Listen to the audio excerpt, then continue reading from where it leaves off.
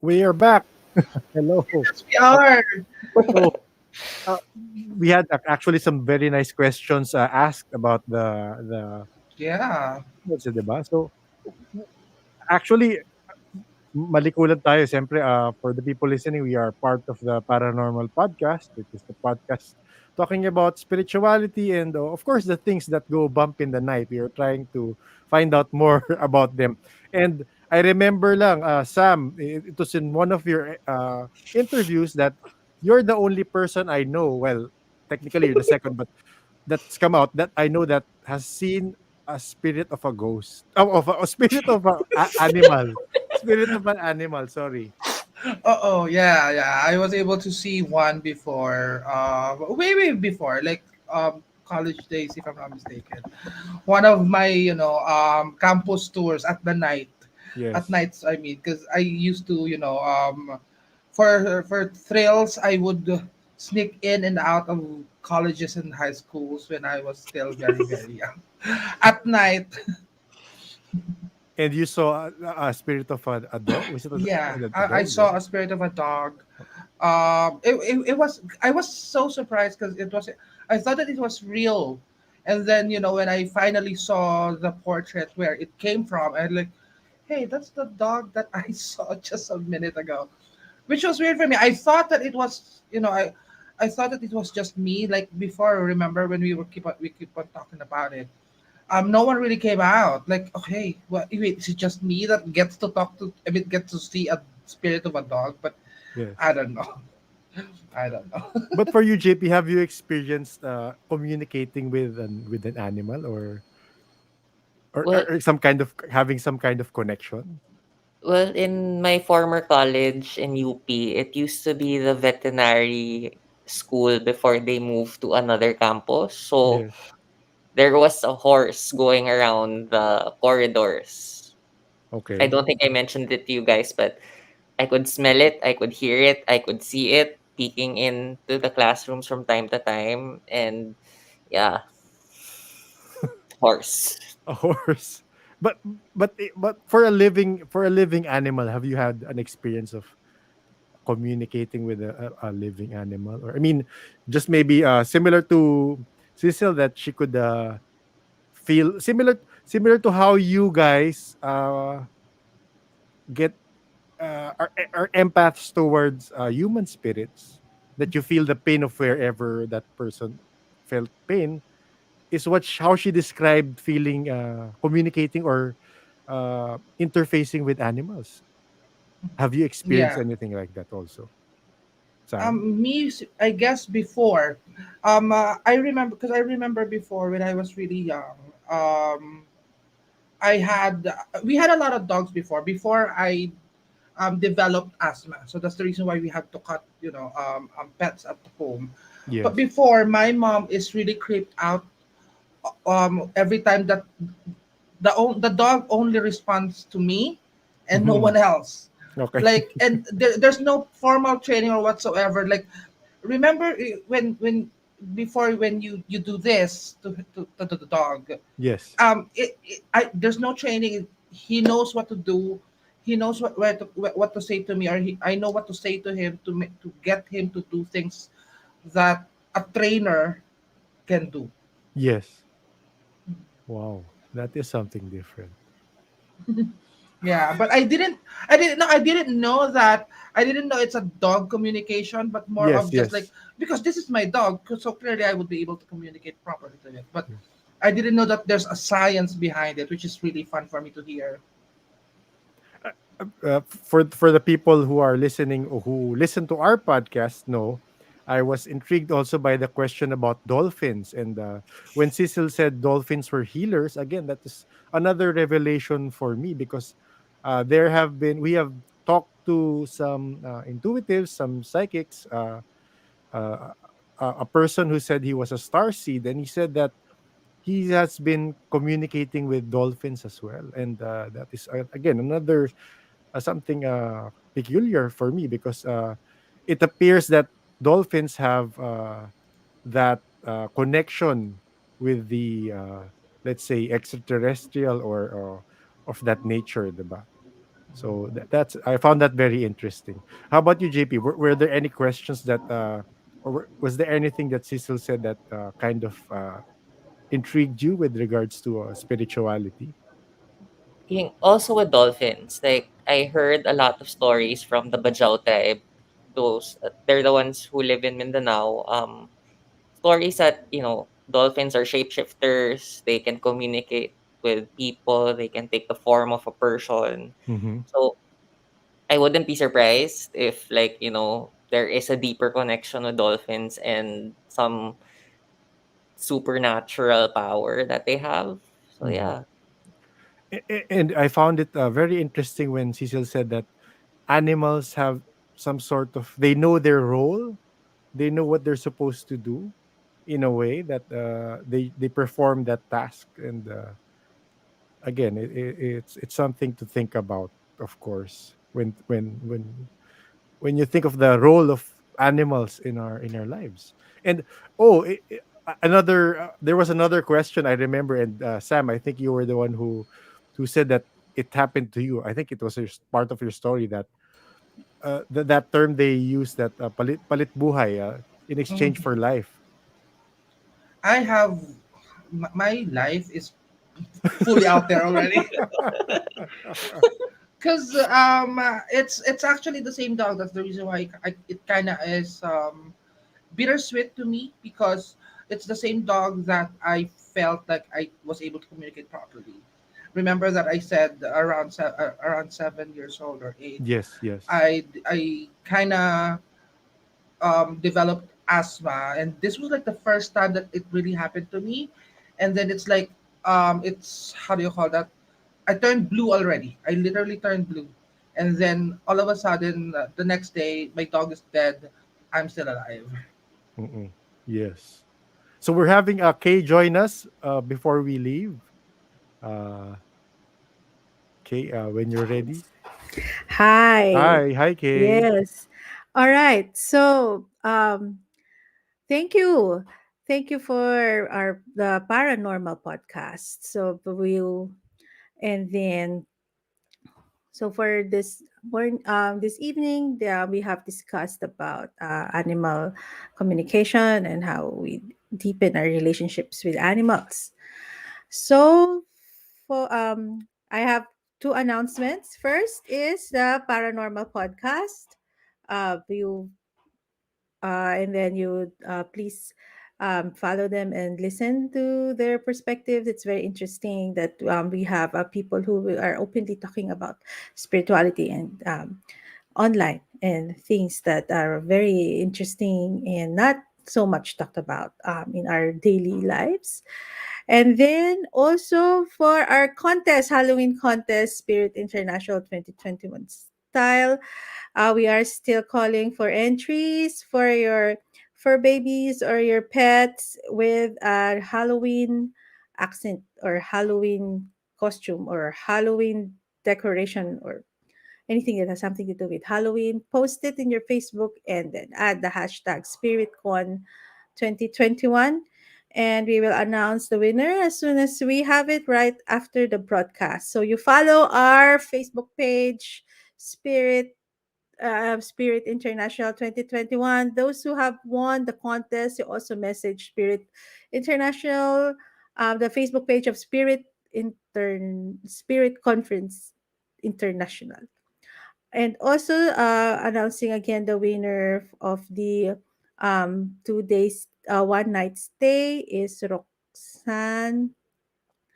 Um, Miss Roxanne, you have won a while ago. Please message the Spirit Conference Facebook page. All right. Um, okay. So we are at the end of our conference of our 2 day busog, na busog, or very full conference. Um, all right. So for this next session, um, we have to prepare candle and water. Is it? Okay, we prepare your candle and water later on for our new earth meditation. All right, so let's get on to the next topic. The next topic will give us an interesting take on relationships. So I invite you to comment and ask questions because our next speaker will choose one person with an all expense paid 3-day love retreat called Co author Your Next Love Story. So this is like an eat, pray, love retreat designed for singles to remember their divine partners and call them to their space to be more proactive. Okay, so our last but not the least speaker is an international love and relationship coach, an intuitive reader through akashic readings and plant medicine ceremonies. She was able to receive wisdom on the metaphysical mechanism of soulmate, twin flame, and other soul relationships that she shares through talks, workshops, and intuitive heart coaching sessions.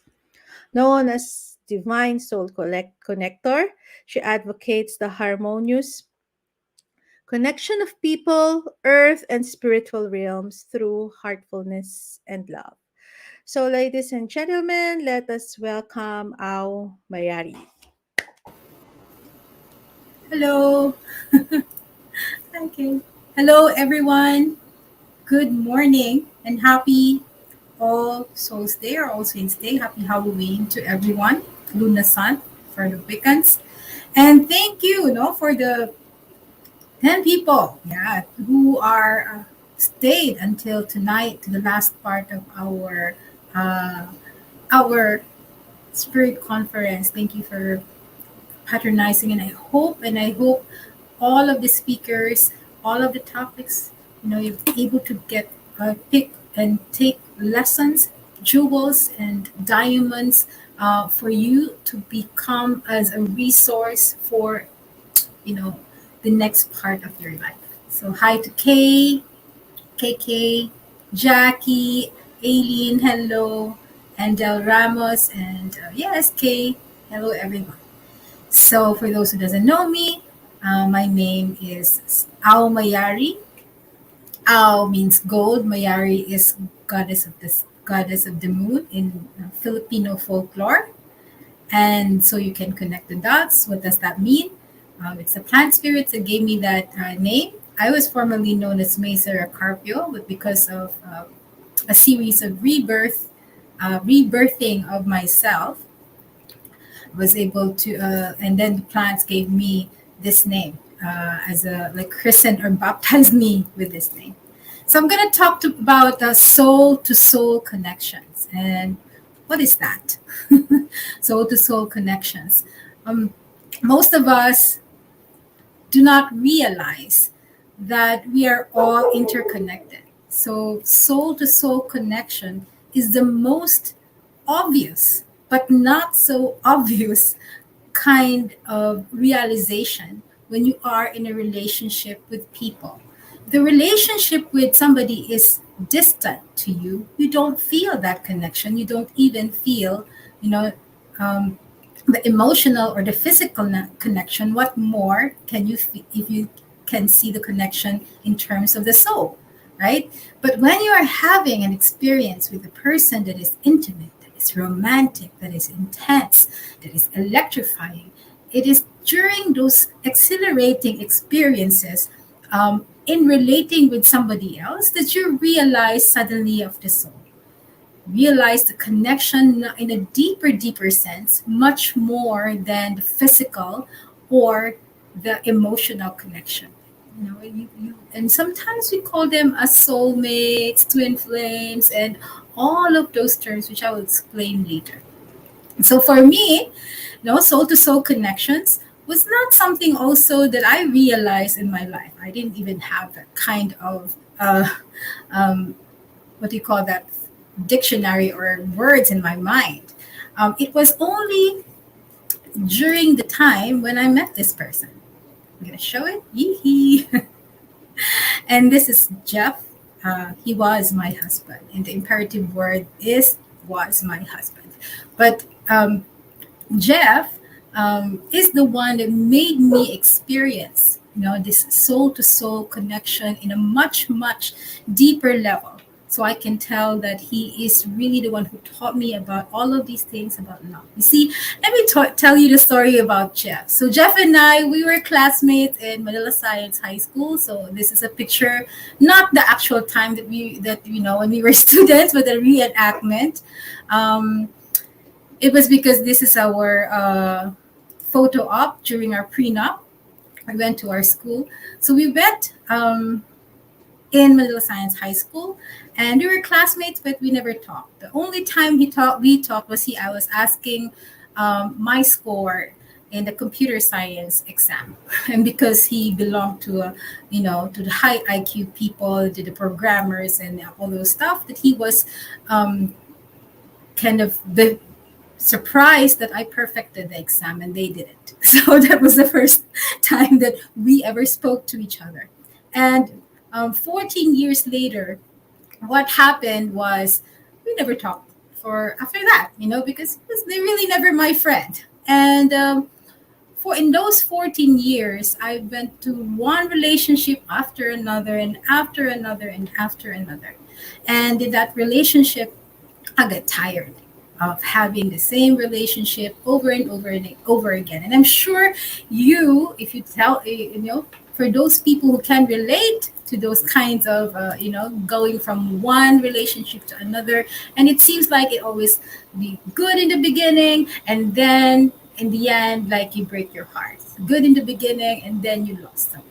So one night, after 2 years of searching myself, I even went to a convent to search in, actually, to know if maybe I'm for nunnery.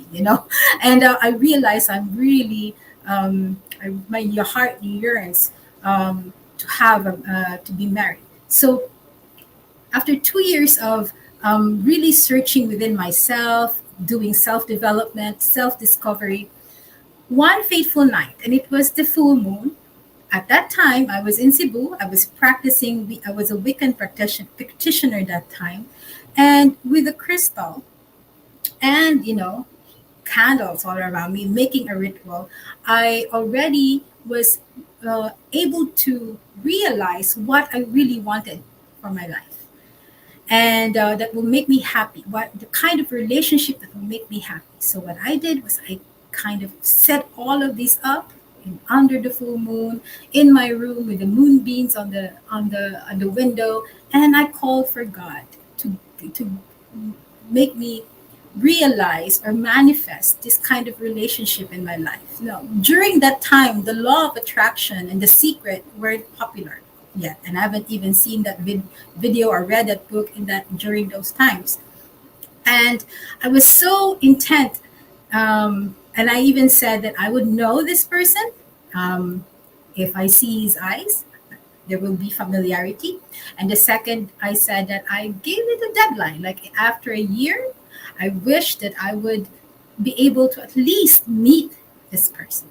And this story was actually, I'm so glad that it was captured in GMA's Wagas story, on my journey of finding my husband.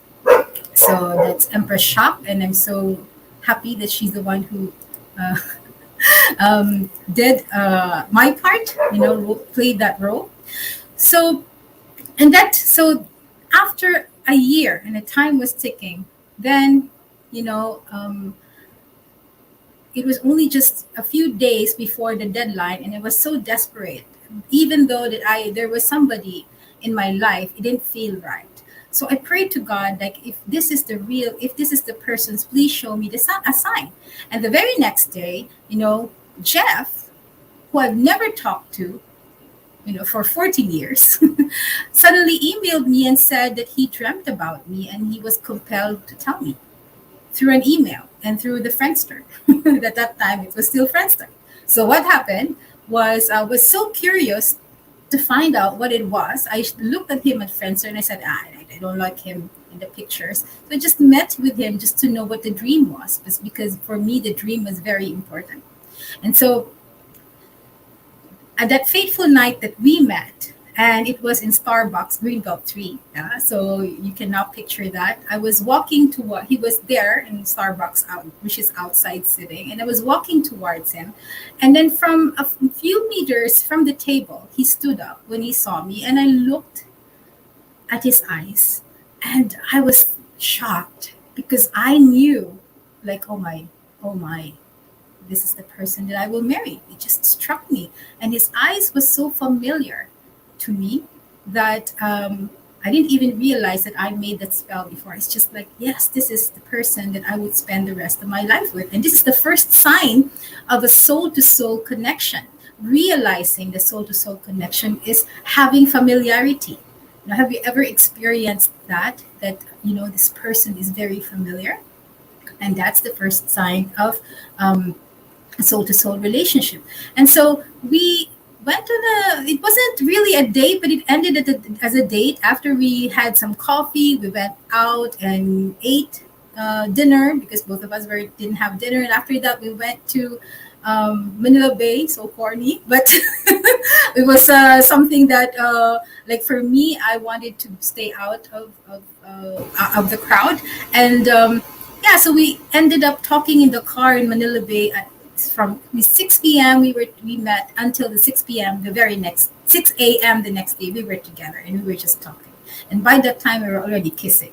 I was I wasn't easy. Don't worry, I wasn't an easy to get person. So what that the same day, that same day at 6 a.m. and that afternoon we met again 6 p.m. and then another and then another and another. And that's a second sign of a soul to soul connection, which is the yearning or desire to fuse, meaning the yearning and desire and longing to be together. And for me, being together at the time after that felt so natural that the time before I met him felt like it didn't existed. So that's how intense this soul to soul realization with Jeff. And this uh, connection isn't just something that or that was ordinary. There was some kind of intensity of being together, and that's the third sign of realizing the soul to soul connection is the intensity of connection. So the intensity of connection sometimes can be good, sometimes can be bad. Sometimes, like, being with a person makes you really really happy or makes you be the best version of yourself, or the other way around, like this person makes you be the worst person and makes you like really feel crap. I'm sorry for the term. So that is an intense connection, which is in the negative side, and then there is a positive side. So um, so these signs are usually something that uh, makes you feel that there is something more in a certain relationship. And in fact, for me, that was the best relationship that I ever had, but also the most painful relationship I ever had. Not because the relationship was hard, but because Jeff died. And so when he died, then the pendulum swung from the best exhilarating intense connection and happiest connection, of which I learned so much about love, that I learned about so much about myself, and I learned so much about spirituality as compared to when the time that I didn't meet him. That to the point from that pendulum I swung to the negative, where I wished I was dead. I really wished that I was inside the coffin with him, and I didn't feel that I wanted to have another, a life after he died. And so this intense connection, yearning, and familiarity is also the flip side, is the painful separation, which is another soul to soul connection manifestation. The pain of separation is just so much. And I really want to know, I know there are people, let me see in the comments if you are, if you have, so Aileen said, same here. And so that's what happens, was the most excruciating and painful experience that I couldn't even cry. If I cry, I would have a heart attack. So during the wake, I wasn't even crying, and people were asking me how he died. He died so suddenly that I didn't have even time to process. And so, like I maybe I said the details of his death that I wasn't even crying. I was just like telling a story, and many, many, many, many times for every person that comes in the wake, until I became so numb that I couldn't feel myself. And thankfully, Chi de Jesus, the first speaker of the Spirit Conference, and for those who um, listened yesterday, he came and one look at me and he said, "This is not going to work, May. If you continue to bottle this up, what will happen is that you will have a sickness. It will manifest into something worse." And the usually this is the sickness of women commonly when they have heartbreak. They have something that they keep it inside and they bottle up inside. It usually manifests as breast, like cancer. And usually, I've seen a lot of friends who died with breast cancer because of having so much things in the heart area, in the emotional area. So, what happened was he took me to one side and he held, this was the first time I ever experienced that, he held a space for me to allow me to cry. So I cried my heart out, and there the choir was there. It was the last night of Jeff's wake. The choir was there, and I was crying my heart out. But then, that really helped. 2 years after, I felt pain in my breasts, and I felt lumps, and I knew at that time like what is happening in my body, and I had to act, even if the part of me wanted to die. It was the point in life that I met the plant medicine ayahuasca, and she gave me through a ceremony. She appeared to me as a spirit and gave me a new hope to live. But then by that time I was already having these painful lumps in my breast that I had to stop wearing brassiere. And until I don't wear them, because it's not that it's painful, but because it's so liberating. And so women, you should try that, and men, allow your girls to do that, even outside the home.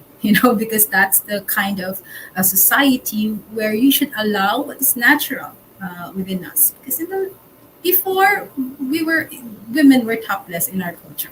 So going back, um, I went to Peru because of the grace of my friend who's Peruvian shaman, Naisha Silva. And I went there to work on myself. I didn't even tell Naisha what I had. And in her mind, she knows that my path is something related to the plant medicine. So I did a month of dieta. Diet is where you kind of like it's eat master plants daily. You do not eat. You don't even take a bath with soap. You just meditate the whole day and have ceremonies, and that's the dieta for a month. Dieting this, and it was during this time that I was able to get some downloads or information about the nature of relationships, and it was something that I wasn't really aware of. It was something that I never thought that would enter my mind. You see, the term soulmates before Jeff, I couldn't even understand that. For me, I was already a love coach at that time, but I was more of guiding people in the practical sense, in the communication, in understanding how to better your relationship in the physical, emotional level.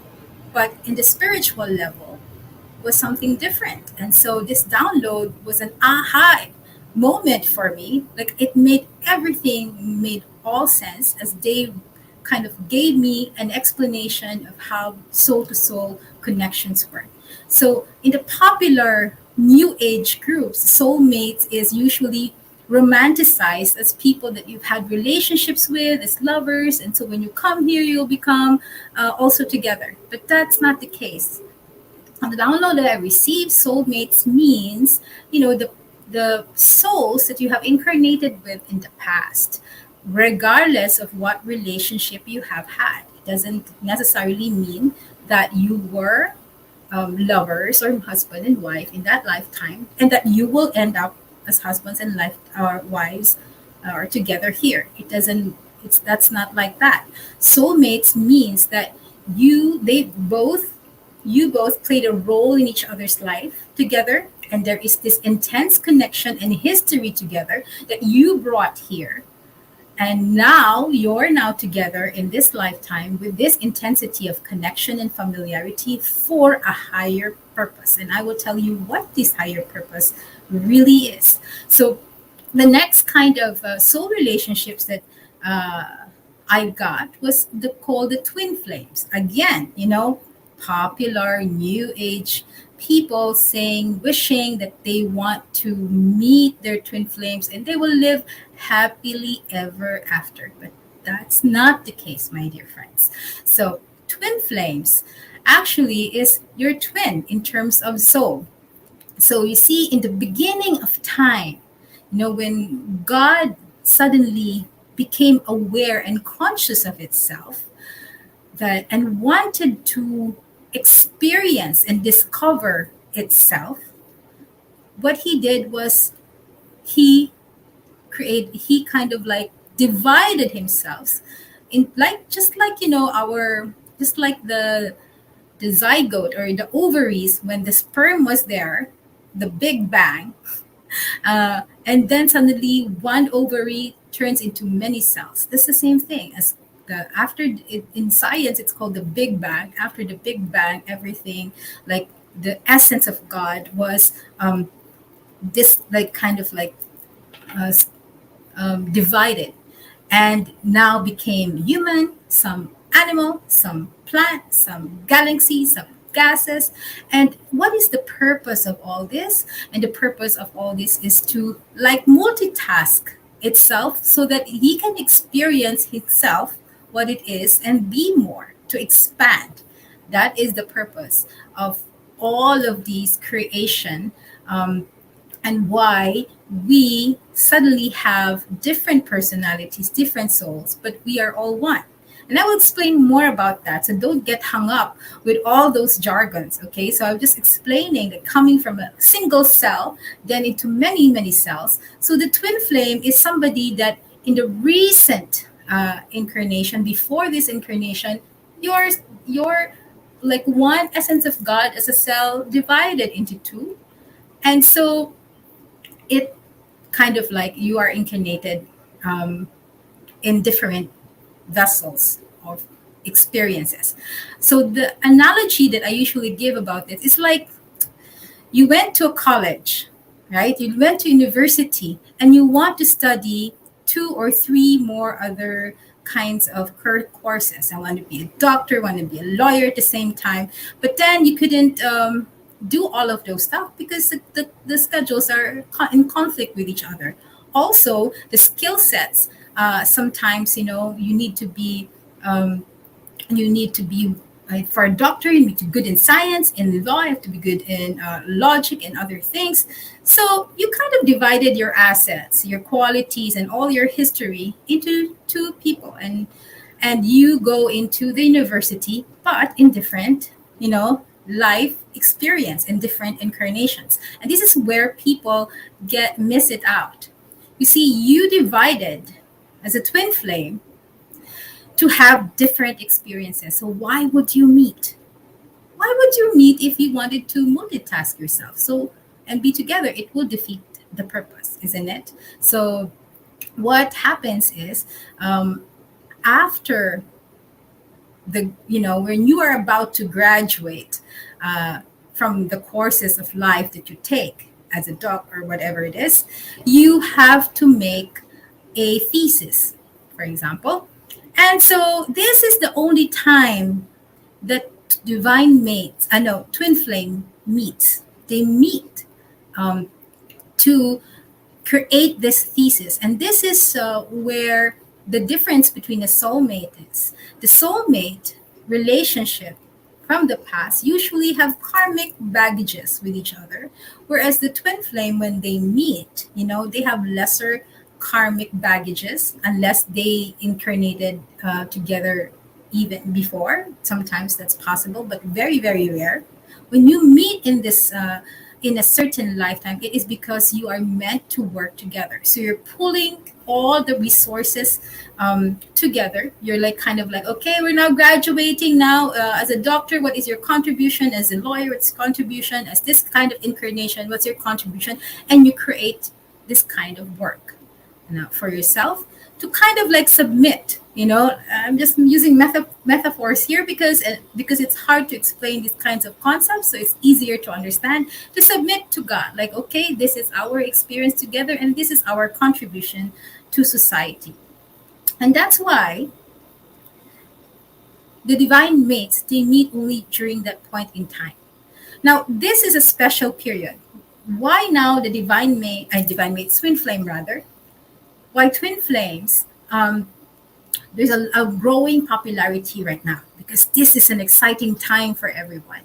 We are at the point where the era, of the era is changing to another, is shifting, which is now we're going to the age of Aquarius. And that means like all you are now summoning all your twin flames to do this thesis at this time before we shift to the new age. Does that make sense? So that's why the twin flame concept is growing in this period of time. So now let's go to the third soul to soul connection, of which people don't really bother so much, but that's what they're really looking for mostly. And what is that?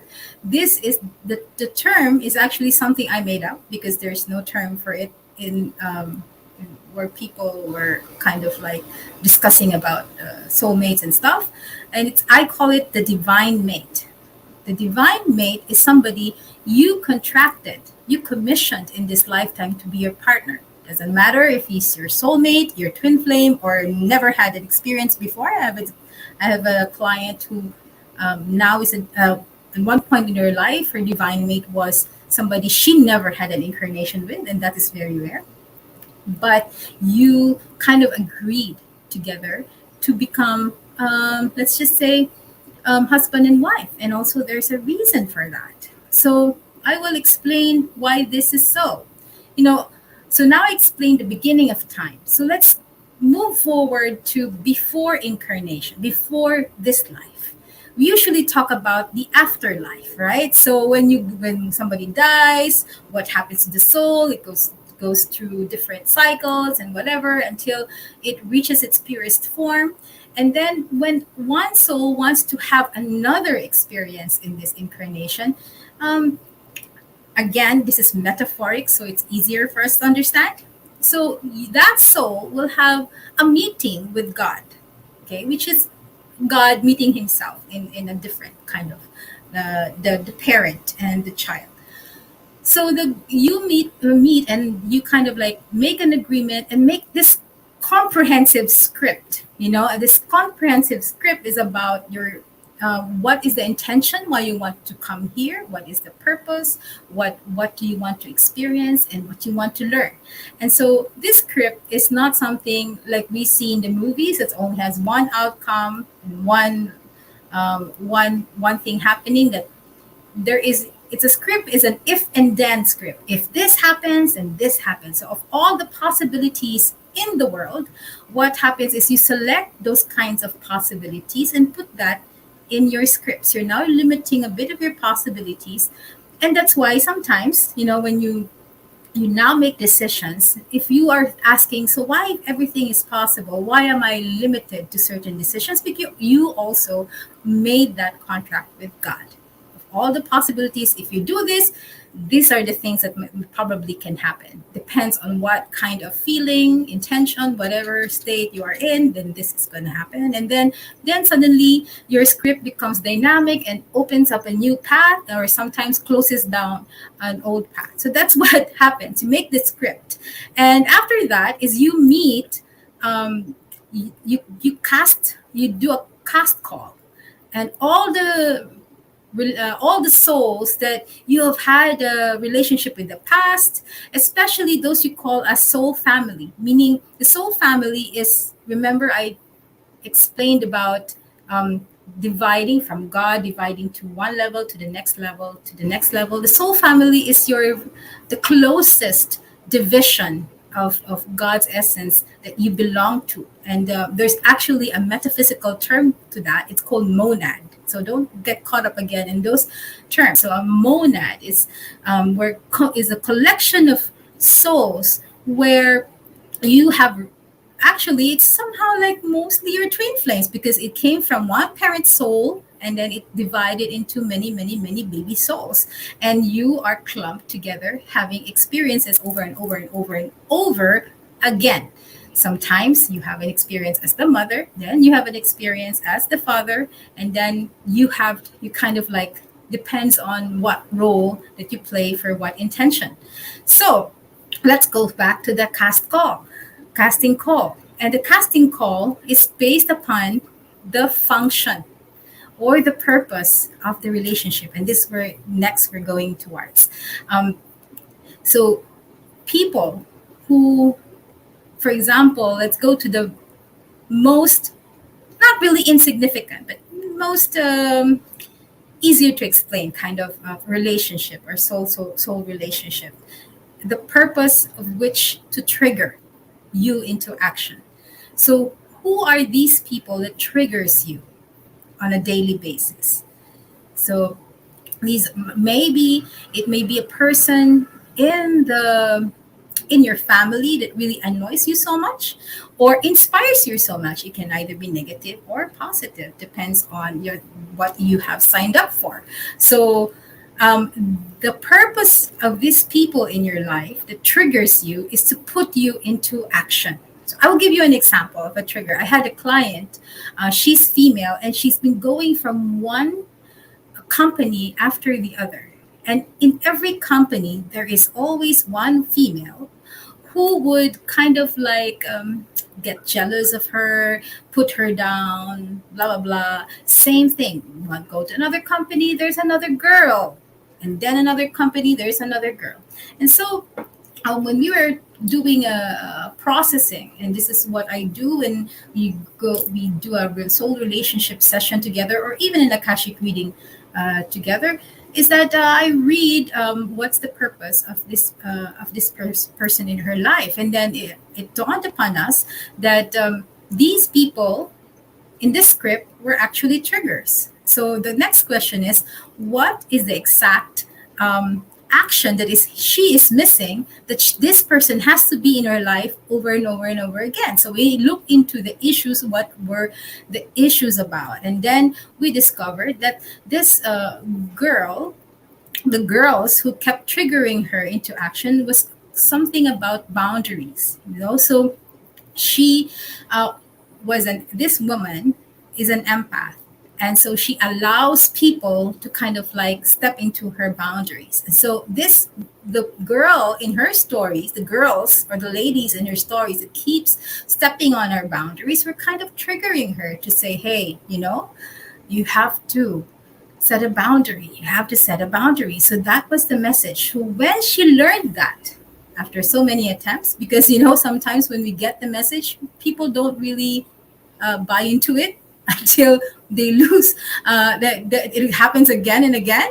So what happens is that when she finally learned that and did some action, she kind of like created these boundaries. Voila! In the next company, she was very happy. No more girl. All the women there, she was okay. So it's not about finding the right company. It's because the trigger doesn't have to be in her life anymore because she created action. So now I go back to you. Who are your triggers in life? And sometimes it can be the positive triggers, those that inspires you. For example, for me, and my friends know this, it's my pet. My pet, if I kind of become too engaged in the computer, she pokes me, and her nails are sometimes kind of like very very hurtful. Then I kind of like sprung into action because I know that whenever she kind of does this to me, that there is some good meaning. So that's it can be like that as well. So now let's go to the more pleasant kind of sole purpose. So when you did a casting call, you now call for people who will assist you. So we call them the purpose of purpose of helper souls. That's their purpose. And usually it's either your soulmates, and the soulmates in the past lifetime that you did uh, good, had a good relationship in the past lifetime. Karmically you have been good to them, so now in this lifetime you earned them doing helping you in your stuff, and like popping in your life here and there in some aspects of your life, suddenly helping you. Have you ever experienced that when you were, for example, in the lowest point of your life, somebody pops up and helps you? I've experienced that. I didn't come from a very I'm not I didn't from a well-off family. I had to kind of struggle financially in the past. And there were points in my life that, like, I know that I don't have anything, and then somebody would come in and help me out. So that is a helper soul. And if looking back, I would realize, like, wow, I really covered my basis, my script. Like, whenever I feel down, I put somebody there to help me. And now I know, I always have faith that whenever things happen, I know I've set somebody like that. If not, then maybe I needed to learn a lesson from it. So that's the helper soul. Now, if you are the one on the other hand, other side, that you want to help, if you're compelled to help, but it is so painful to help, then you were commissioned to be a helper soul, but you are, because you're paying a karmic debt, then sometimes it's so painful. It's so painful. And I've also have kind of experiences like that. Like, there are people that I do help, and then sometimes I want to help them, but it's just too painful to help them.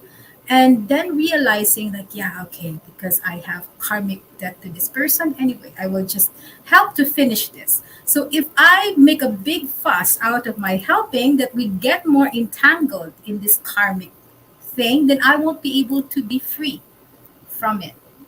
So that's the nature of the helper soul. Now let's go to the third. And I only have three kinds of purposes. The third purpose is being a teacher. Okay, so we have the positive and the negative kinds of teachers. By the way, before I say the teacher soul, I'd like to mention, like, for example, Naisha in my story, who helped me, Chi the Jesus who helped me, and also, of course, Stargazer who's helped me. These are my helper souls. Imagine that. So I must have done something good in my past life to deserve them to help me in my lowest points in my life. So now I go to the teacher, and teacher can be either positive or negative. So the positive ones are those that you kind of go to courses with. Like, for example, for me, if you've heard yesterday, the tantric teachers from Thailand, they are my teachers, and I call, so my our soul relationship is teacher. They're the function for of them in my incarnation are teachers, my formal teachers, like gurus, for example. So there are also teachers, like, in terms of people that are popular, like Abraham Hicks, like and all other law of attraction gurus, Sadhguru. Those are the teachers who has contracted themselves in a larger scale as a teacher, with the purpose as a teacher in a lot of other souls here. They come here, like, to teach. That's their main purpose.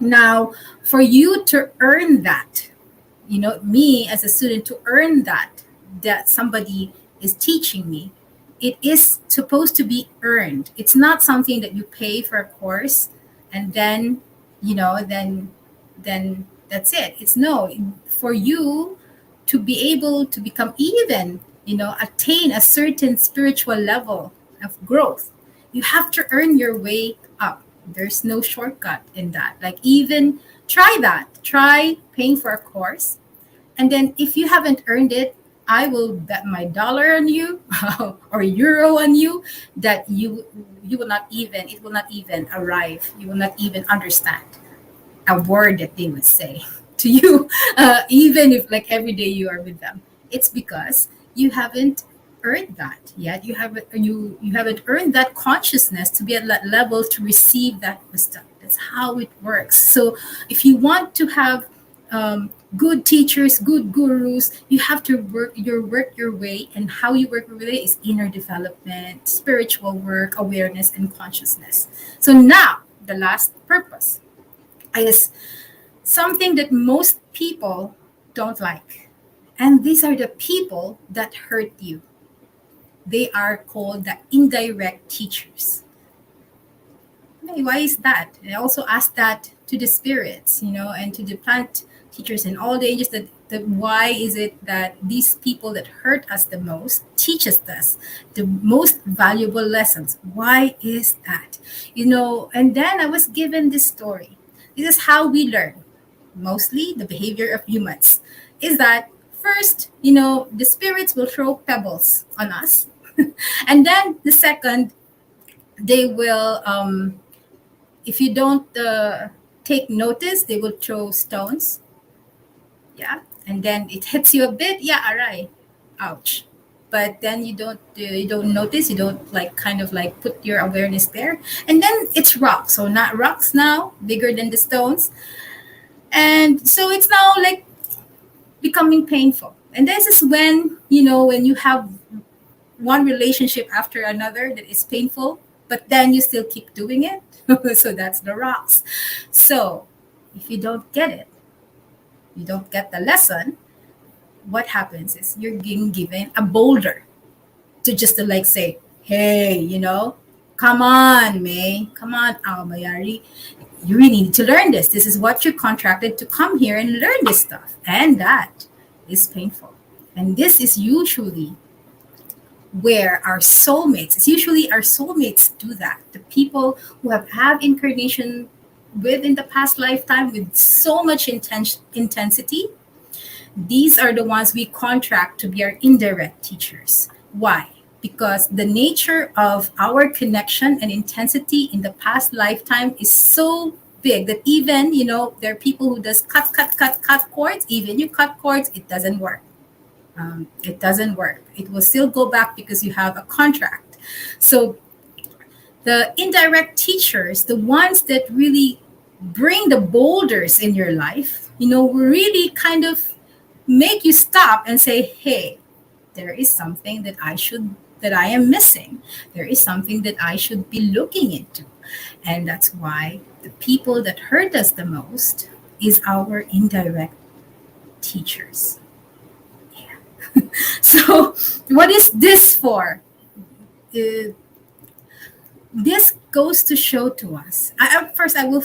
Sorry, I'm kind of like going all over the place. I know I have a format, but now I want to mention this because Jeff also. I told you a while ago that Jeff was the most beautiful relationship I ever had. He was my twin flame. He was my helper soul. He did sometimes trigger me sometimes, but in a good way. He's also my teacher. I've learned a lot from him in terms of love. But he's also my indirect teacher. And he indirectly taught me by kind of teaching me a very, very valuable lesson, even up to his death. And how is this so? So I will share my story, and I hope please pause your judgment about this because I know people that also kind of experience this way, and I want to be authentic to you. During the time that the story that was played in GMA Wogas, they played not only the story of how I found Jeff, but also how Jeff died, and how Jeff was communicating me even after death. And after that show, there was this certain person who texted me and told me that Jeff and her were together even when we were husband and wife. And at first, I didn't take notice about that text. Maybe it's a prank, and blah blah blah. But then she kept texting and she kept texting. And she was saying that I wanted to tell you, I wanted to blah blah blah blah blah. I want to ask forgiveness, blah blah.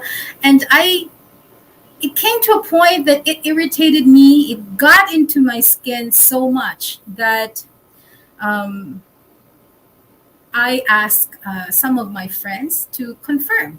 Unfortunately, the two psychic people that I kind of asked said there must be a possibility, and that broke my heart. That broke my heart. It was during the time when I just finished, a Kabbalah course, and then as a gift, my mentor in the Kabbalah course gave me a small pink book called the Zohar. So Zohar is a collection of, you know, it's a Jewish-based kind of books written in Aramaic, and it's. But then they have a small version of it, which is for relationships. And she gave me that very day that we graduated, the very day I learned that my two psychic friends said that there's a possibility that this is really true. And I was like devastated. I went home.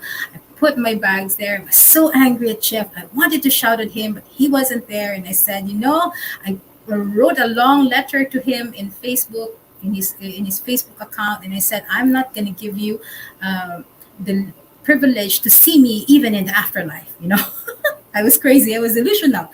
So, but I wasn't really crying. I was just angry. And then I saw myself put on a white dress. I put makeup on. And then I was about to jump from the 20th floor of my condo building. Still same building that I'm in right now.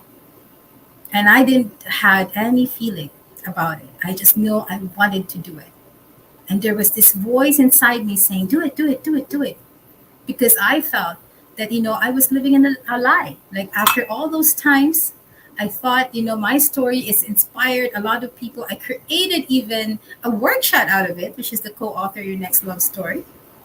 And then it's a lie. I couldn't continue my life.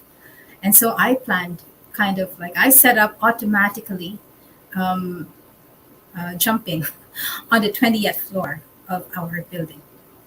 But maybe from I had a relationship at that time, and that my boyfriend at the time was in the United States, and he is also a bit sensitive, and I feel that maybe he's feeling it. Ask one of my friends to check on me, and maybe their prayers really helped. But when I was about to go out of of my room to go to the top of the floor, I noticed the pink book that my mentor gave me. It was on the bed, like it went out of the bag. And I said, "Oh, because I'm dying, I'm kind of curious. I want to see this book. What's inside of it?" And when I opened it up, it was in scribbly Aramaic words I didn't even understand. It was just like scanning it, and then after a few moments, my tears were falling down my face, and then I was like crying now, and I was like in so much remorse, and all those kinds of emotion went out of me. And then it struck me, and realized like, oh my God, I'm willing to die for a story. I'm willing to die for a story. And so I just cried and cried and cried and cried, and I meditated, and I was suddenly my heart opened. I know that Jeff was there. I know that he was the one who kind of like also helped me to discover that book, and everything shifted. And all of these realizations came in. And my realization was then like, wait a minute, I know Jeff better, I know Jeff. And it doesn't matter whether it's true or not, if he ever had a relationship with this woman. But the thing is, it doesn't make our love false either. Because I know I was there, I witnessed it, our love was the most beautiful thing in the world. And so that shifted everything. And this is the message that I want to impart to everybody. When you look in towards the soul level and see beyond, the physical, emotional psychological aspects, you become to realize that the soul to soul connection, our interconnectedness, is something that is more real than the role that we play in this incarnation. That is more real than the situations that we are in with the person that we have a relationship with. And this goes to show that you can forgive people if you see that they are actually, you commissioned them to play that role. Of course, I'm not telling that what they're doing, that it's a justification. No, it is still their choice to make the experience negative or positive for you. But then, regardless if it's a negative experience with this person, a positive experience with this person, there is a learning inside there. There is a pearl of wisdom inside there. And these people are playing a role at the level of how they know how to play it, at the level of your soul history with them, and at the level of what is needed for you to reach that realization of learning, realization that they're all just holding a mirror for you and rooting like from from their soul level, like, oh Mayari, may please get the message, I'm already battered by all our fights, and please, I'm holding this mirror, don't fight me, you're just fighting yourself in the mirror. And that's what I'm in part realizing. Soul to soul connection makes you realize that every person that you meet, appreciate every relationship that you have, and it makes you so much easier to forgive, because forgiveness makes you, it's a makes you reset your story. So this is the secret of soul relationships and soul to soul connections. Once you get the script, the purpose, and the role and the learning or the virtue that you needed to get, or even the experience of the intention that you came here, then they are not anymore supposed to be doing that role for you. And so they can put down that mirror and have another relationship with you in a different way. And I've seen that miracle over and over again to a lot of people who are becoming more and more aware of this inner work, of this relationship work, making the relationship now as a tool for their own self-improvement and spiritual growth, so that you can be the highest, most now best quality of yourself. Like, you can be the best soul incarnating on this earth, that version of that soul. And so the only way to do that is if we learn to forgive. Forgiveness, regardless of who's right or wrong, sets you free. It doesn't pardon the person per se. They are, whatever a person does to you, they're accountable by the higher forces that they are with. But if you forgive them, and it doesn't necessarily mean that when you forgive them that you let them allow to do the things that they've done to you again. Of course, you learn better. Of course, you would say, not anymore. I will not be in the position that you will not be able to hurt me anymore. I've learned the lesson. But you cannot have a good experience, relationship experience, if you didn't learn the lesson and then forgive. You will not have that chance to restart over. And you go to other relationships still needing to learn the same lesson again and again and again. And so that's my talk. I hope I was able to impart to you. I have a small codigo, but I didn't really use it. I just want to go to the last statement that I want to put it out there, that remember, if you know what the script, why what are you needing to learn to act, or can it be a karmic debt to pay, then you would know that all relationships are valuable. and that you would come to a point that every relationship is a relationship with God. And so, with that, I'd like to thank everyone for staying with me, and I hope I was able to impart something to you that will give value to your relationships. Thank you so much. So now I can um, I can answer if there are any questions. Okay. So Facebook user forgiveness meditation helps, says Facebook user, and thank you, Miss May. Thank you as well. So, um, any questions, guys? And please stay after this. We will now do a new earth meditation where we realize our soul to soul connection with each other. And there's a reason why all of us are here together at this very moment. It's exciting. It means that at some level, like all of you and me, we're all kind of like in this commissioned each other to be in this boat, in this experience at this very moment. Imagine that. Okay, so I will now call on Kay. Thank you for Kay for commenting on my hair, and thank you for Maui and Nicole for my hair. I love it. Okay, there's a question. Kay, are you coming in or no more? I'm adding you in the stream anyway. I was waiting. Okay, thank you very much, May. That's so enlightening. I have heard it several times, but all the time I hear something new. So it's you know it's something very valuable that we have to learn every day, and all the reminders that we have to realize on our soul to soul relationships. So let's see if we have questions from our Facebook. We have a lot of comments here. Mga K, magaganda yan.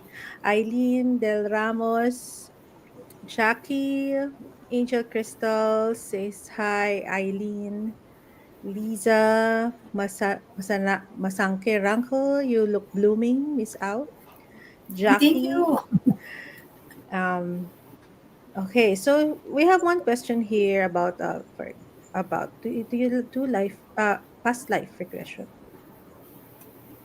Past life regression, I don't. Yes. I Okay. the only a hypnotherapist can do that. I do Or past life readings. I used to do all right. regression, but not anymore.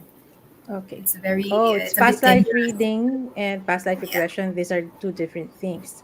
So if Yes. it's the person will need to experience, Yes. it's regression. But if it's some form of uh, telepathy or some some reading that you have to do, Yeah. it's past life reading. Okay.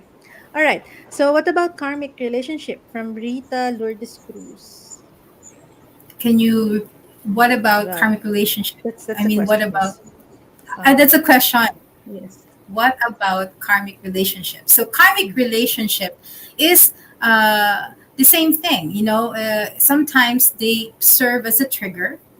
So sometimes they help, and sometimes they are teachers. So karmic relationship just means that in the past lifetimes somebody has you have an imbalance of karma, because karma isn't positive, it's just not negative. Okay, it's both positive, and there is an imbalance, and you want to have it balanced in this lifetime. So you will now select the purpose of, probably most probably this is your soulmate. You select the purpose in this lifetime of how you will serve this karma. And usually karmic relationships that become that become intimate relationships.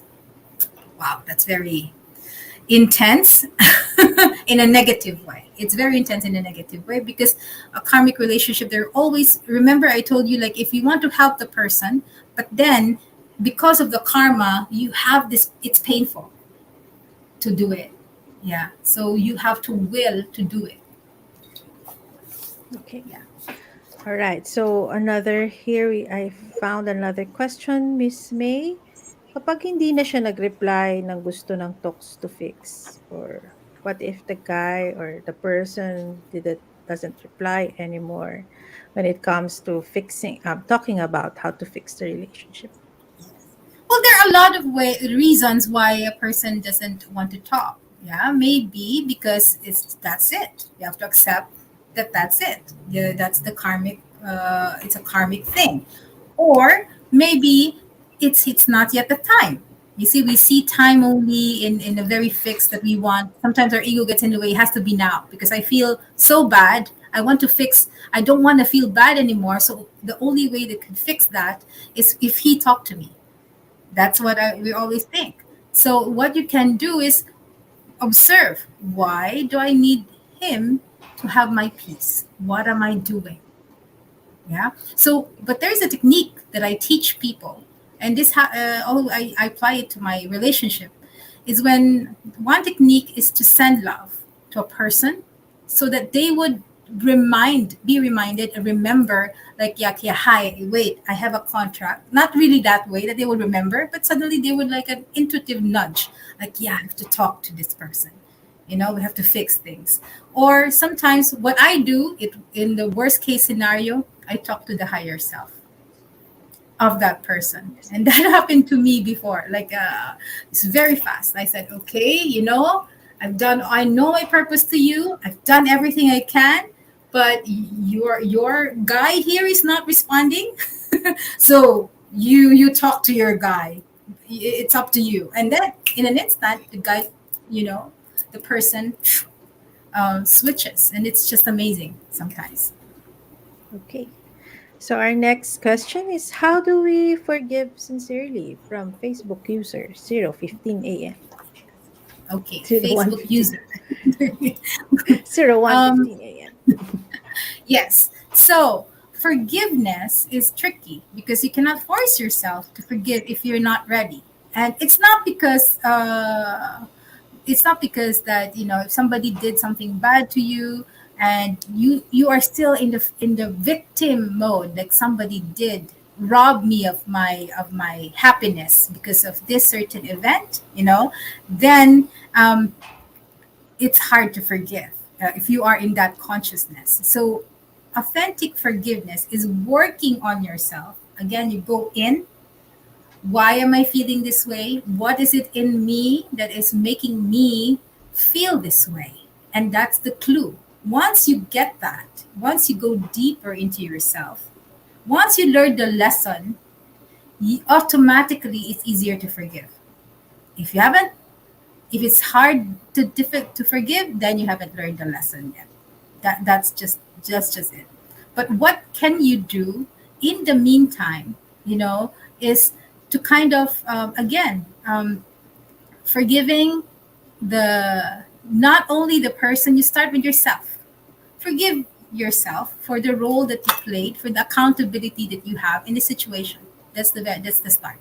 Forgive yourself, because it's hard to forgive others if you don't. You still feel, you know, blamed yourself for some things. So you start always with yourself.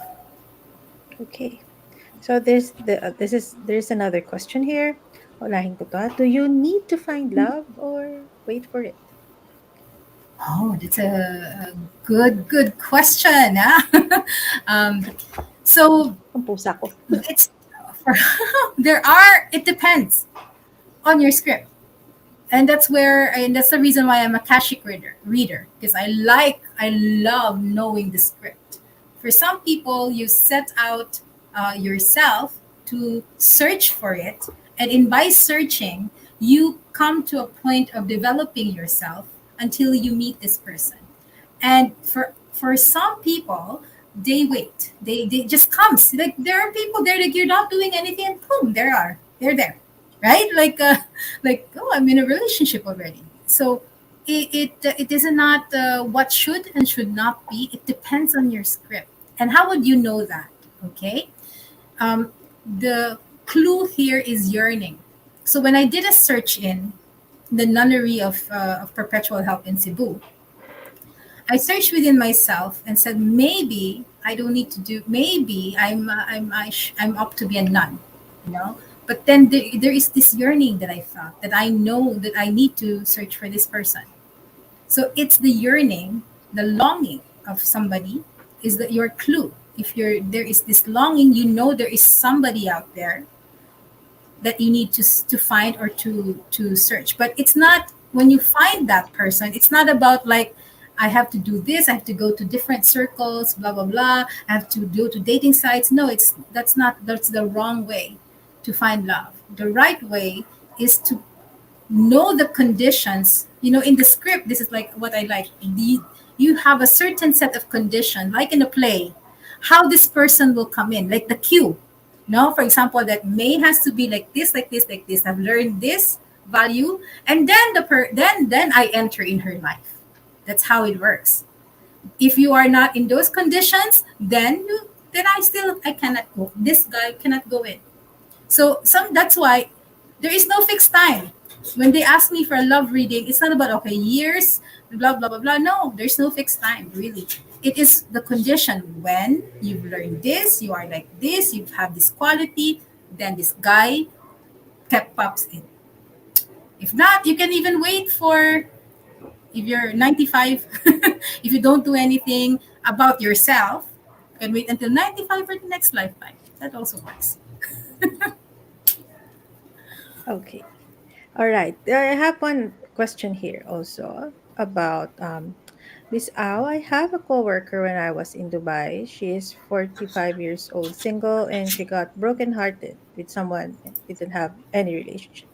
And then one day she got reconnected to her childhood sweetheart. They got married, but on the night of the honeymoon, he died. My question is, why did this happen? Is it karmic or something? I mean, you have waited so long, and then when you met, he died. Yes. Is that karma or something? Let's find it. Okay. I also asked that question when Jeff died. You see, like, we're having this wonderful, wonderful relationship. Then why do you have to, like, I was angry at God at that time. Why do you have to take him away? Why? And I've realized is that sometimes, like, we put conditions in our script of life, the book of life. We put conditions there. And for example, I'm not saying this is the condition for everybody. Example for Jeff, that his condition was, at that point in time, I wanted to go out of my spiritual life and be a mundane worker. Like I said, okay, I will give up everything and I will just go to work 8 to 5 every day. And because I want to make him happy. I feel that he will make him happy that way. But I was wrong, when he was already in spirit form and I was able to connect with him after years, that the spirits, and he explained that, I have to, because you were giving up on your spiritual journey, that I volunteered to go. It was in my script that he has to go. And that's just one it. Sometimes, you realize there are children, people who've lost their children, for example. Why are they allowed to to die when they're just born? And it's because sometimes souls, they play a certain role only for a certain period of time. And that's, I feel, for this, is that that's just it. That's the what this guy came for, is to reunite with the lover and consummate. And after that consummation, end of contract. That's how I feel. But of course, you can check that in the book of life, exactly why. Okay, and then how many questions can you take? More. Oh, until they're okay. Until you guys are okay, I I'm have I have a okay. question, but I'm going to put it later. It's quite an Okay. outlier, but it has something to Okay. do with your story. All right. Um, okay. Why do important people choose to cut themselves from us? Should we allow it, or our soul won't rest until the relationship is healed? How am I going to Choose to rephrase cut this? themselves, like choose to isolate themselves from. Yeah. So, for example, important people cut themselves. For me, for example, I had a boyfriend and then he's parang na ghost. A ghosting. Yes, I think that's it. Shall we allow it, or will our soul won't rest until the relationship is healed? So when somebody ghosted you, should you just allow that or not Now you allow? have to know why this person cut, and sometimes we don't see the other side. We don't see their part of reasons why. And so we make a lot of assumptions that maybe I'm not good enough, maybe blah, blah, blah, blah, blah. We don't have any on our side. We don't know what's happening to them, right? So when that happens, when we're ghosted, and we always go back to the experience of feeling, because the cutting part, the ghosting part, even has a purpose. Why am I ghosted this person? And then you would have an experience. Okay, I'm having this experience, I feel like this, I feel like that. Why? Sometimes is to surface this kind of emotions so you can deal with them. Like, it's the I feel that people that cut usually becomes your triggers, because it makes you stop and say, why, what should I do about this? Should I It's not about, again, it's just not about an external outward action, but more of being aware of yourself. Why am I ghosted here? And this is my feeling. Why I'm feeling this way? Okay, look into my feelings. Okay, all of these are surfacing. I have the capacity to feel like this. I never had this capacity to feel like this. I mean, I'm talking to myself right now, but that those kinds of things are important questions to ask. Once that you are able to kind of manage that, observe, these people will come back. Okay, all right. So there's a Just comment to here. test you sometimes. Just to I test you sometimes. I never chase for love. I pamper myself with so much love and I attract what I give to myself first as within, so without. There's a comment from Facebook user 026 AM. Grabe one. It's what's the time? Okay, my question is the soul relationships always dual or can it go beyond two? Because there's this trend of polyamory and I'm very Mhm. curious about the soul level of polyamory. I'm not, it's there, so it is what it is. It's a very, yes, important question. I also asked that question because I did tried experiencing open relationships. It's very difficult for a Filipina or Asian descent program woman. And Okay. I asked that question, and the thing is, this I realized: if you are God and you would like to experience different aspects of love, why wouldn't you create somebody who would experience that, Okay. right? Like, why wouldn't you?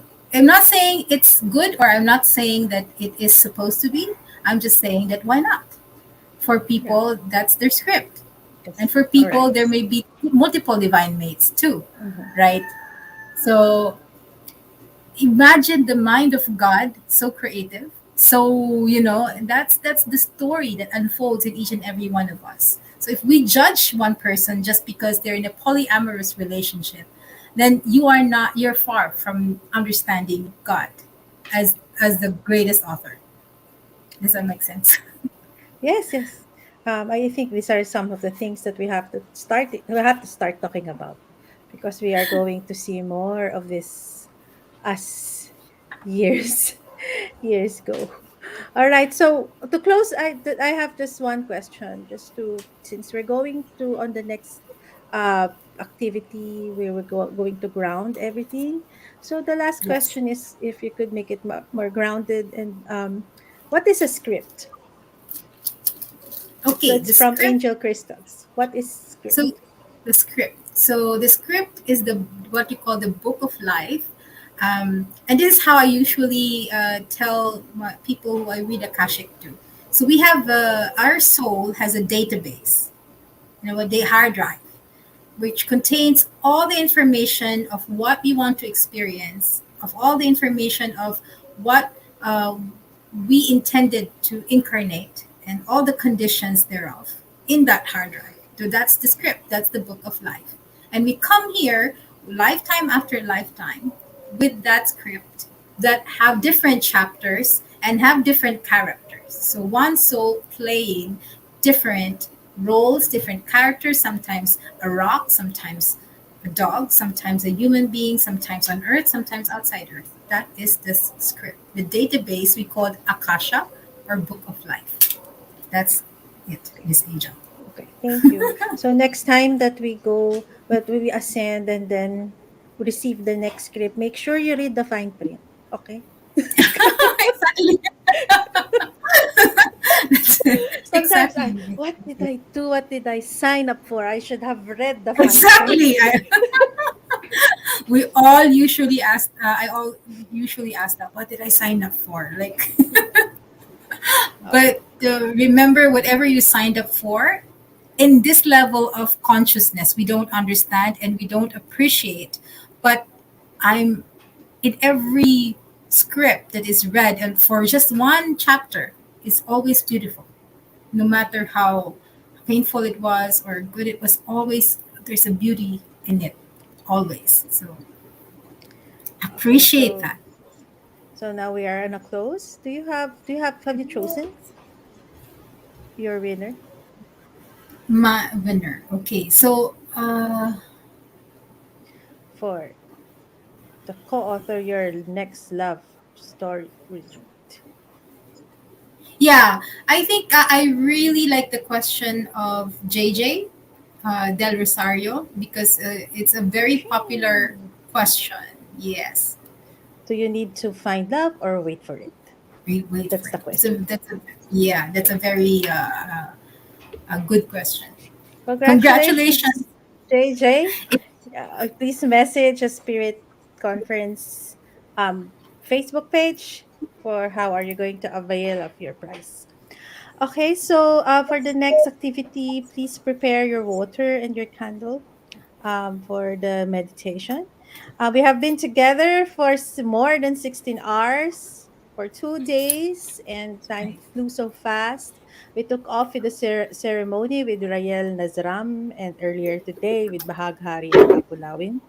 And then for our last activity to close this, it will be another ceremony called the New Earth Ritual with Mayari.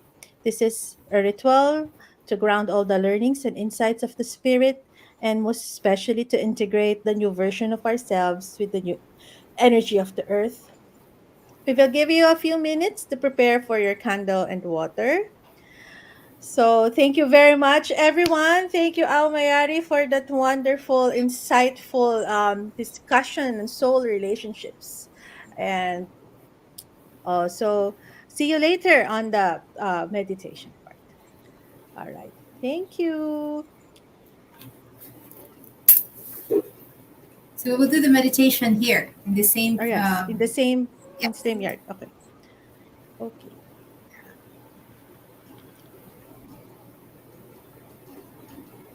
So are we going to Maruming hangin naglalaya. Ang dilim parang walang hanggan. Kapit ka kay aking minamahal. Taos puso kami nagdarasal.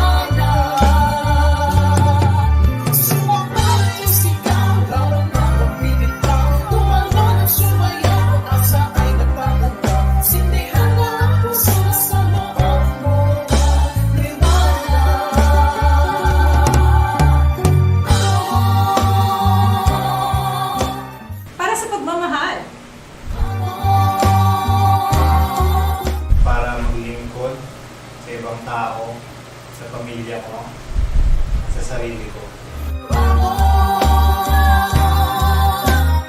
Para kay Mother Earth. Para sa passion ko. Para ti pamilya, kaya di kita dumapay nga love ko ti life ko. Para sa mga pasyente ko. Para sa future. Ano ba?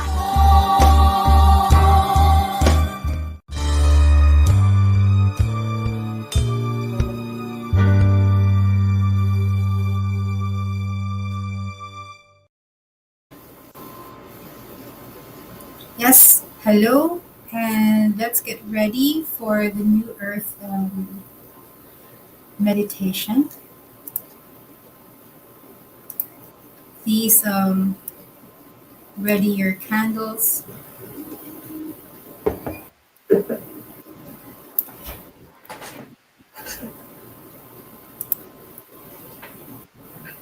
What is this meditation for?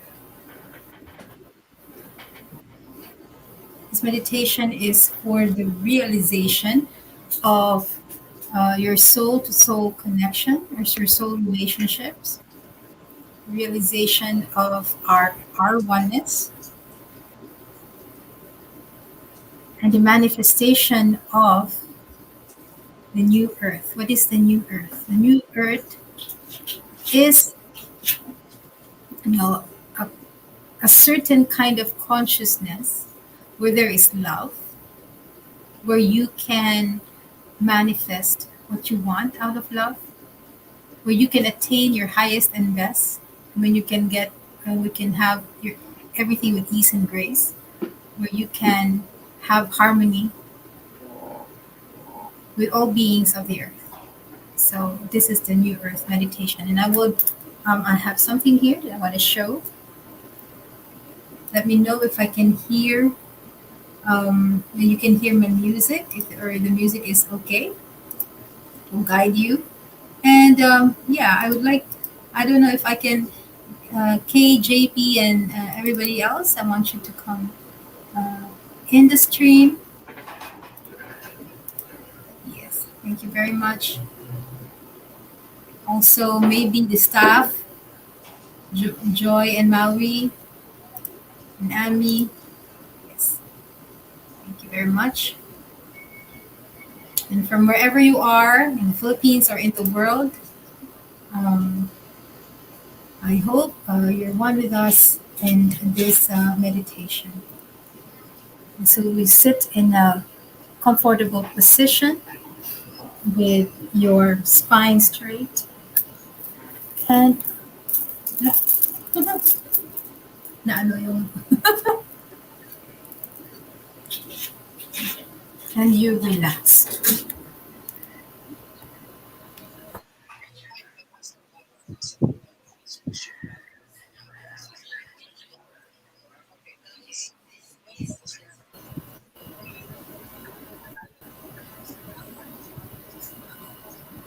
We start with the breath.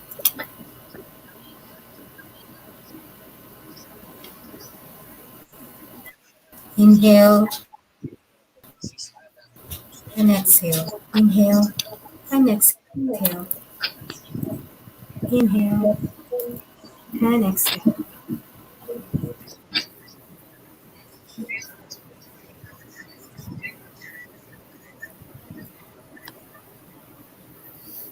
And with every inhalation and exhalation, you become aware of your feet. Your feet is a being that is part of you, serving its purpose. You give thanks to your feet. And then you give thanks to the muscles of your legs and your knees, and together with the feet that supported you, and together with your thighs, your legs, and your feet, has helped you become mobile, has made you stand with pride.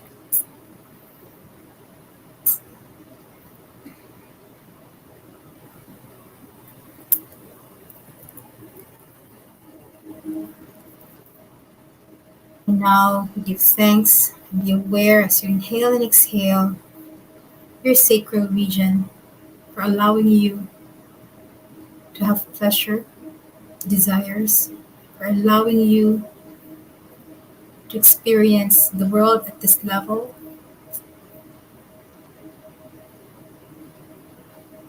as they are clues as to how we go through in this life, where to go.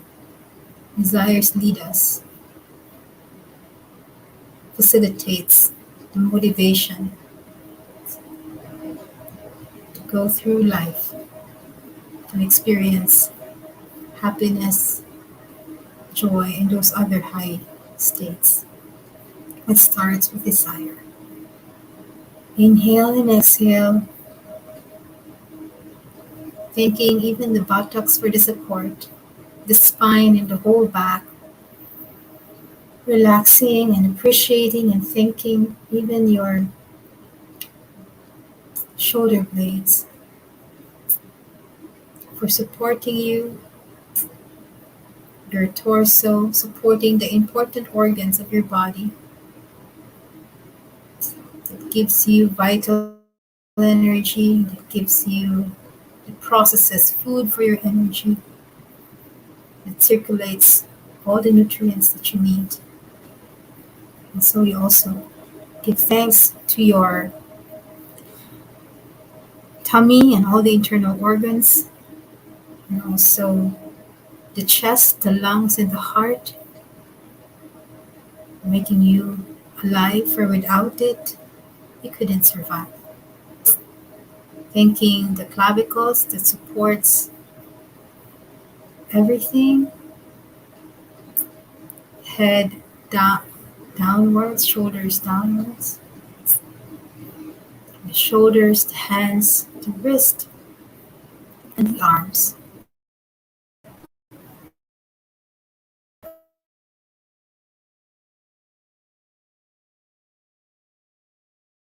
To hold, to carry your child, to hold the hand of your beloved.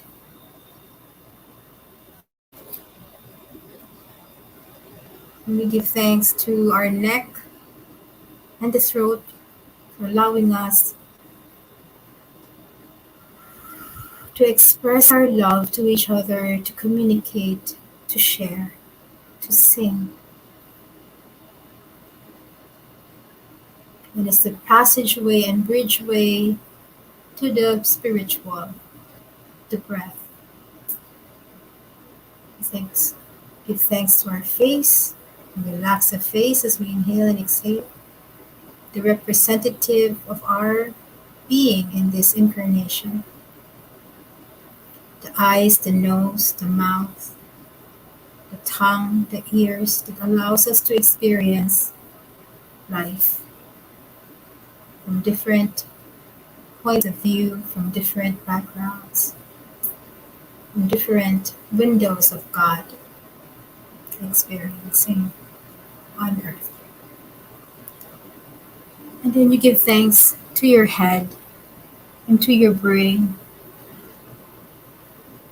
most especially to your brain, was the brain that allows us to process things analytically, for us to survive.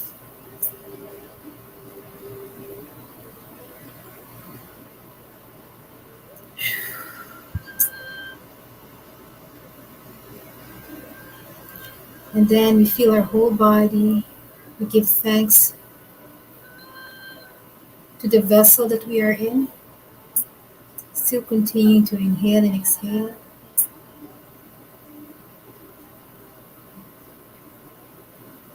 Expanding our awareness to our pranic body. Expanding our awareness to the different layers of our body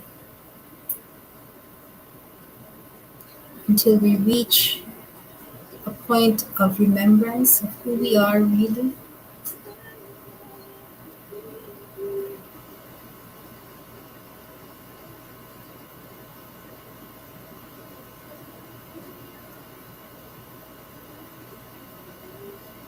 And now we think of all the people that we love and the people that love us, our family, our friends, our pets, the spirits, the plant, Mother Earth.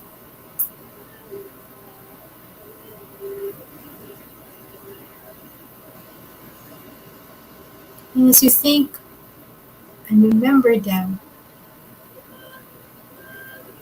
you feel how blessed you are.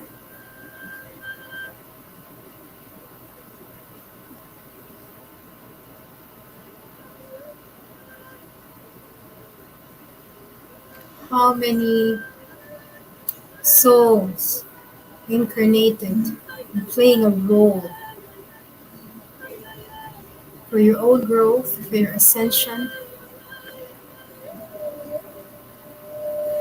for holding the mirror for you, for allowing you to have this experience, for you to learn, to discover.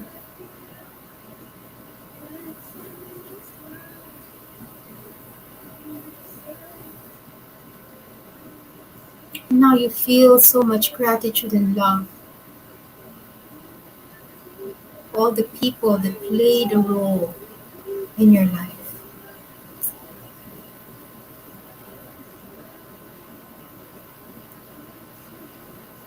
Think of all those who has given you a wonderful, positive experience, has helped you in a way that make you get inspired with life, motivated, and to be a better version of yourself.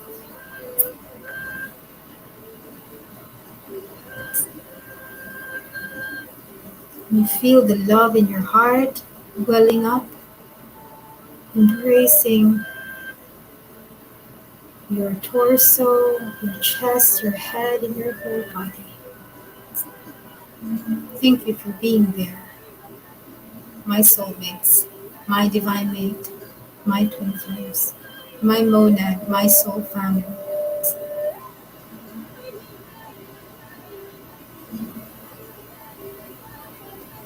Now you remember all the people that you have a difficult relationship at this moment.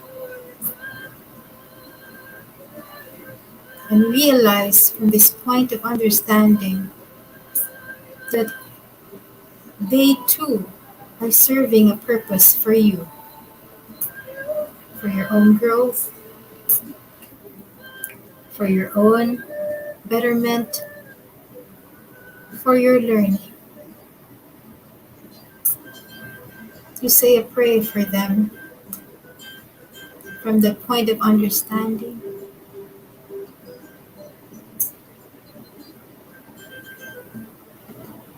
and embrace them also with love. If they drop the role that they're playing, they're also doing it for love at the, at the level of the soul. And you say in your heart, thank you, I'm sorry, I forgive you, and I also love you. Thank you, I'm sorry, I forgive you, and I love you. Thank you, I'm sorry, I forgive you, and I love you. Now you're embracing the totality of yourself, the totality of your integrated soul family. Feel that connection with all of these people in your life.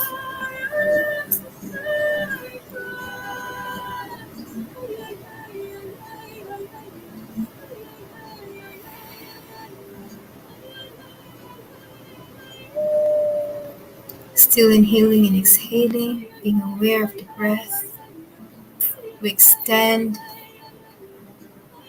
our love and connect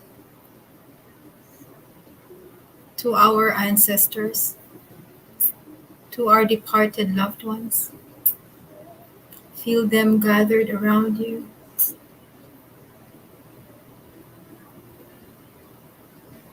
In this moment in time of Lunasath, they are here to support you and give messages,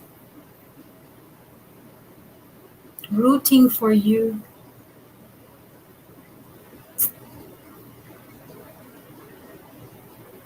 Receive all those blessings of love, those messages and learnings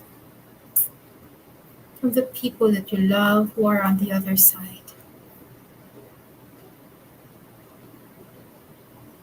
As the candle is open, so is our communication lines with them are open. You can also talk to them and say words of love or any message that you can tell to your departed loved ones or your ancestors. Thank you, my dear ancestors. Thank you for holding that consciousness of awareness for me so that I may be able to bridge it to this next level of my being.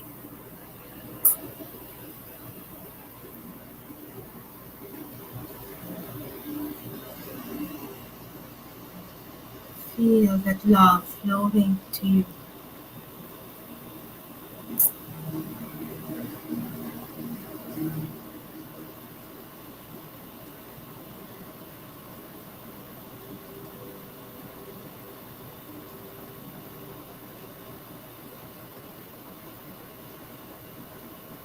And then we extend that love to our pets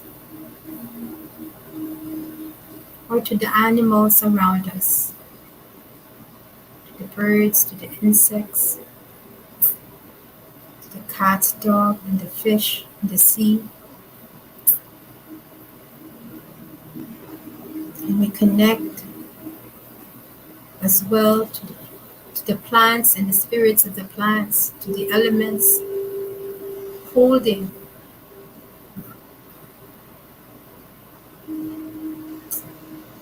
the integrity of the beings on earth. You feel this connection growing.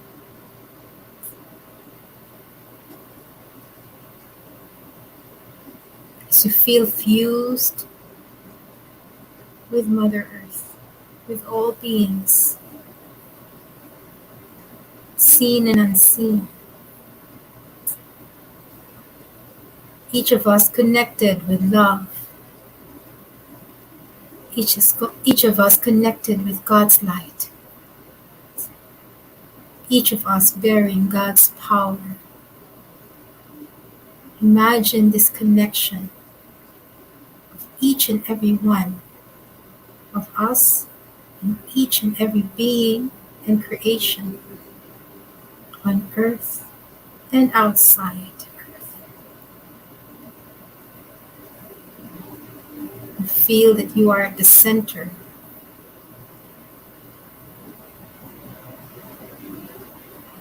of creation, the point of which God has put a seed to manifest. You are that creation. You are that love, you are that light, and you are that power.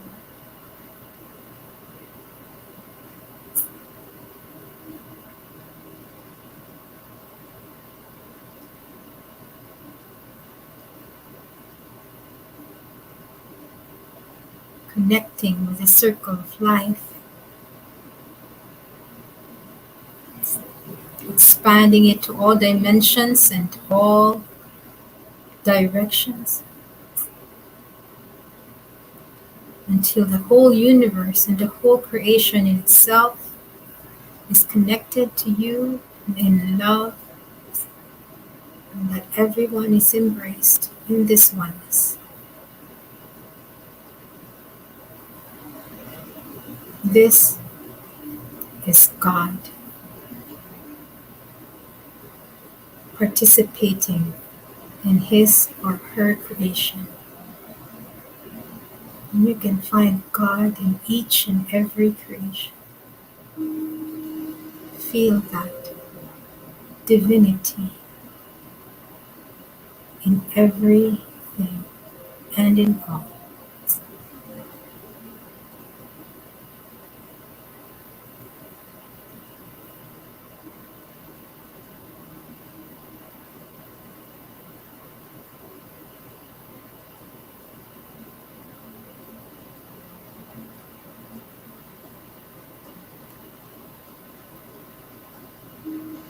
And taking a deep breath in and out,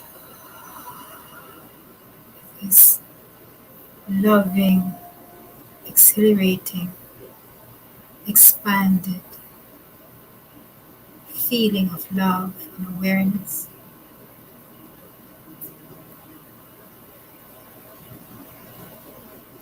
We now dream the dream of the new earth.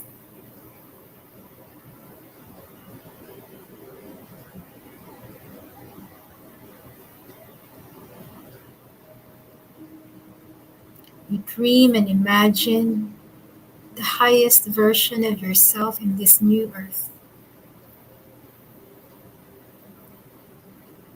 And imagine how would the new earth be like.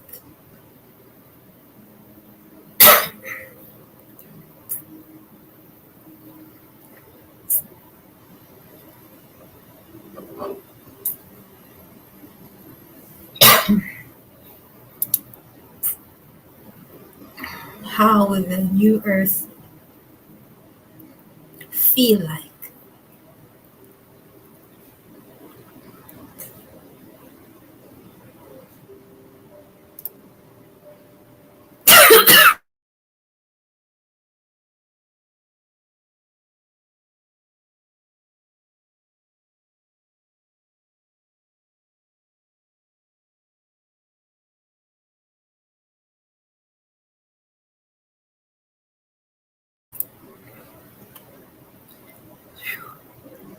How would the new earth smell like?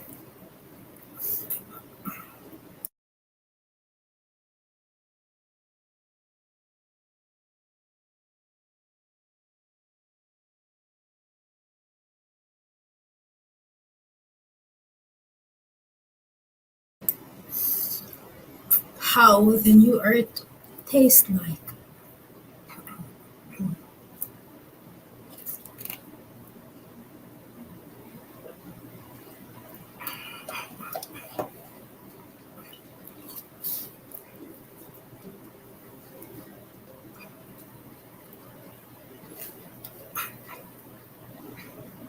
In this version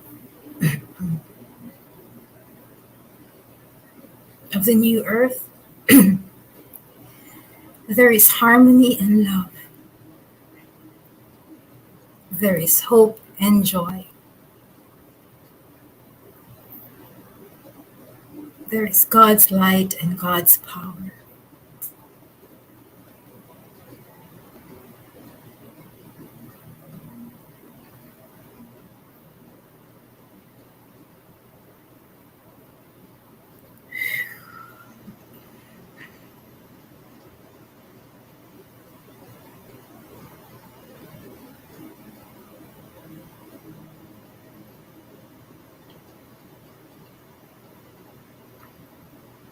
And that new earth is now.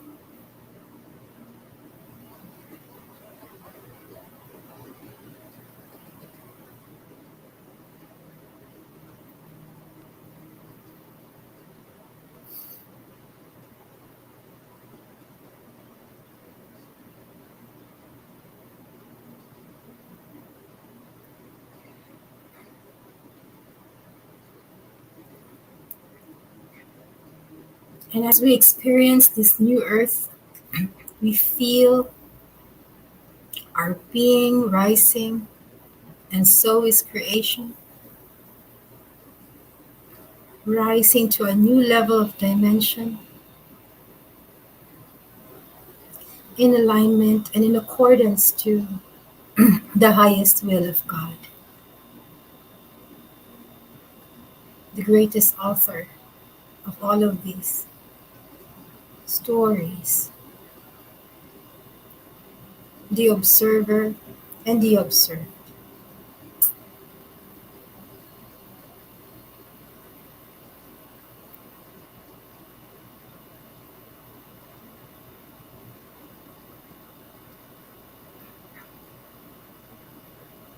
And we feel that we have arrived in this new earth, and we see all our loved ones in it. We see all of humanity rising to this new level of consciousness.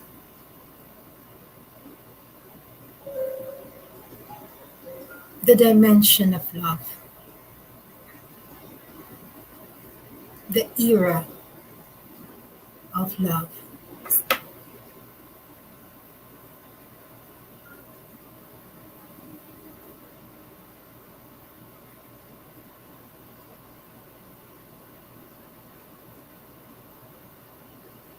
And now I ask everyone to put their hands on their water and transfer all those energies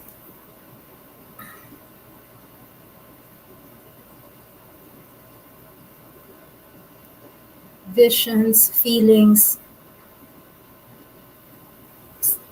intentions in the water.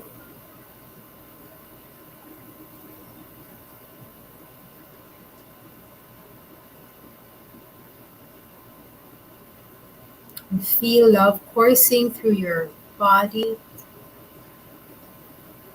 out of your hands. Water preserves energy and it has a memory. And we are preserving this memory of the here and now, the realization, the actualization, and the manifestation of the highest version of ourselves and humanity and all creation in this era of love called the new earth. And so it shall be. Amen. Be Amen. Inhale and exhale.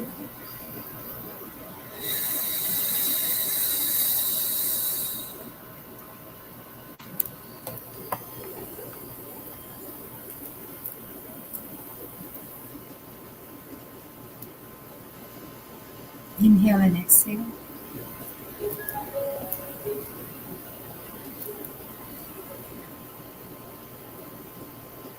And when you're ready, you can drink the water, or you can also preserve that water. Part of the water you can preserve. You can also water it to your plants. You can also drink it all.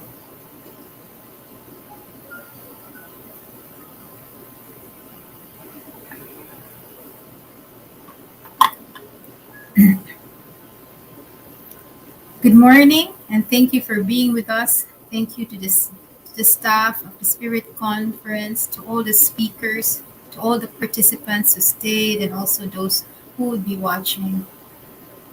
Thank you for rising with us, ascending with us, giving hope to to humanity and all creation. Thank you to everybody for doing such a wonderful effort and job in discovering themselves and raising their consciousness and opening their awareness. From the bottom of our hearts, thank you so much for doing your part. And remember that we are all one, rising as one. Thank you and good night, my beloveds.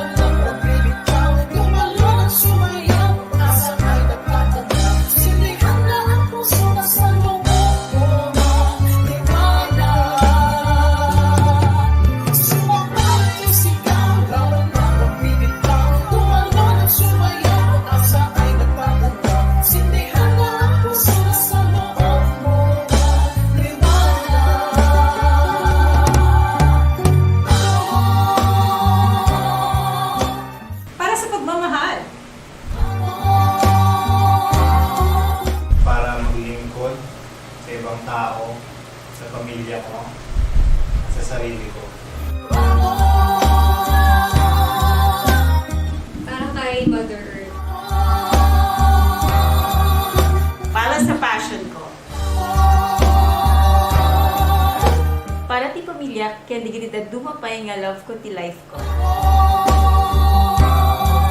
Para sa mga pasyente ko. Para sa future. Ano ba?